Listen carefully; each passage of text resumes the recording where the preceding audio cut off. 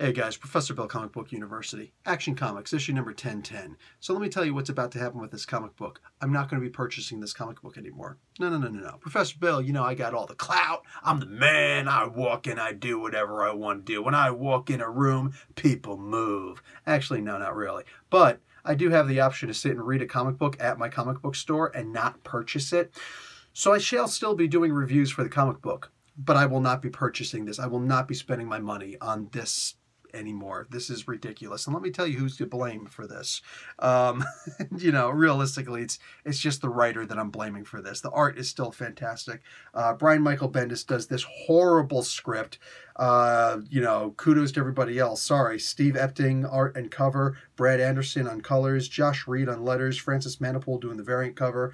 And Jerry Siegel and Joe Shuster are probably rolling in their freaking grave looking at this freaking pile of crap. Sorry, this is like the meanest you've ever heard me say something about a comic book before, right? Let's be realistic. Even when I don't like a comic book and I fall off a comic book, it's like, wow.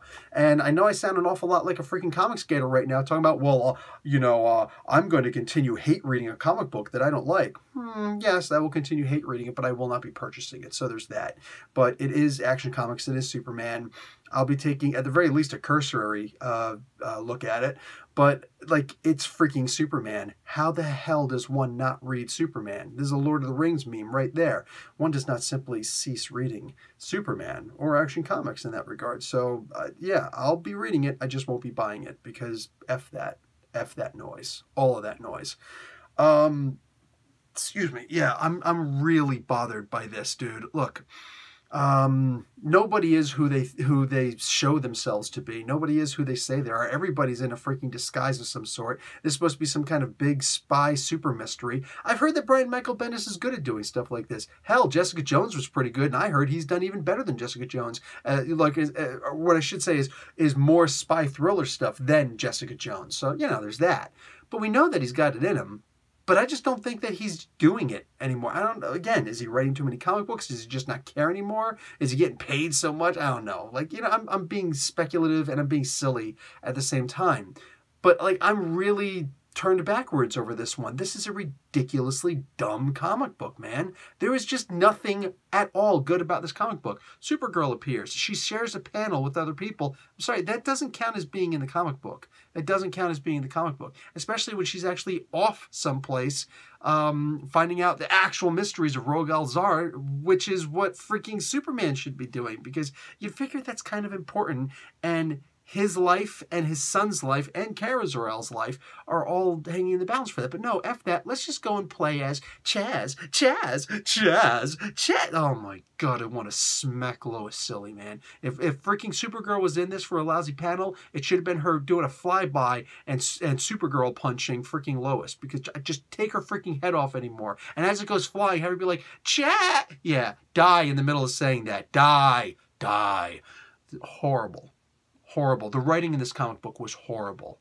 All right, the plot. Look, it gets to a point where where a guy who's dressed to look like a Muslim is drinking alcohol, and he calls himself Tiger. And it's like, you know, who is that? Chaz. Do you know who this is? Yeah, Lois, I know exactly who this is. Annie, Wendy, whatever the hell you're gonna call yourself. You know, the Peter Pan. I'm Peter Panning. I'm Wendy. Shut up. You're stupid. This whole comic book is stupid. Freaking, what do you call it? The one person who they showed in the beginning of the comic book, because that's what they do. They actually show who's going to be in this comic book in the beginning of this freaking comic book. It's in here somewhere. I guess I just don't care enough to freaking find it. But it is actually in here. And it's like, oh, yeah, hey, this is the person who's in the comic book. And he's the one person who hasn't shown up yet. Tiger, the freaking Muslim alcohol drinking jackass. And this is what he says. Do you know that Spiral was created to spy on superheroes? And Chaz says, yes, I do. Okay. But did you know that Leviathan was created just to give Spiral something to do in Spiral's off season? Look, yeah, and he makes this comment about, you know, the things that rich people do with their money. Look, man, I am all down with the idea of using the most powerful businesses, corporations in the world as the bad guys. I mean, I know that you're going to have places like the Heritage Foundation turning around and saying, oh, look, rich people pay 40% of the taxes in this country. Yeah, that's cute. That's what they're I don't know, scheduled to pay. But when you have giant-sized corporations that go around paying $0 in taxes, how exactly does that make sense? More than that, even if companies like Amazon, which paid 0 taxes in the past year and a couple of years before that, even if these companies were paying 40% of the taxes, if these are the top 1% people and they've got 99% of the wealth, them paying 40% of the taxes really doesn't seem like a lot, does it? No. So I'm all down with using the ridiculously greedy rich as bad guys. That's the perfect bad guy to me. But when you write in this juvenile way, I can't become interested in this story. This is a miserable, pathetic attempt to take what could be a noble cause and just turn around and just, like, I'm sorry, like this comic book, it feels like this just came out of a diarrhea poop chute. This is horrible. I feel like talking about this comic book the way the angry video game nerd talks about bad 8-bit video games. This is terrible. This is terrible. The art in this was spectacular. All right? I do not blame anybody for this comic book being bad, except the people whose names are plastered, I am coming. I didn't come for this.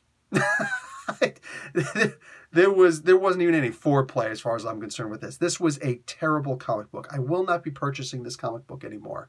I will be reading the comic book still when I go to my comic book store, and I will put it back on the shelves because I have that option. Yeah, I will not be spending my money on this comic book anymore until the story gets better, or finally somebody realizes that Brian Michael Bendis just simply is not writing enjoyable stories. Look, I get it. It's Brian Michael Bendis. He used to be really good at stuff like this.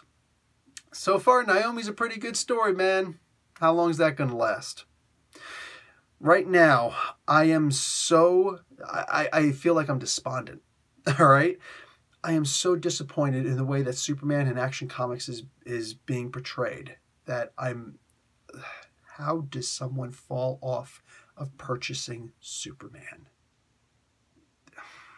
God damn it. I'm only 43 years old, almost 44. This July 8th, I'll be 44. But I feel like an old man who just looks back and says, who would have ever thought that I would actually choose to not buy Superman anymore because I'm that disappointed in this.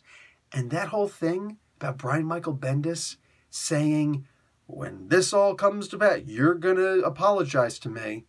No, I'm past that final straw. Ain't nobody apologizing to you. But I'll tell you what, if you've got any freaking hair on your cojones, you'll apologize to us. That's just the way it's got to be. So, you know, like that card works both ways, little brother. Works both ways. And I'm done with this preview.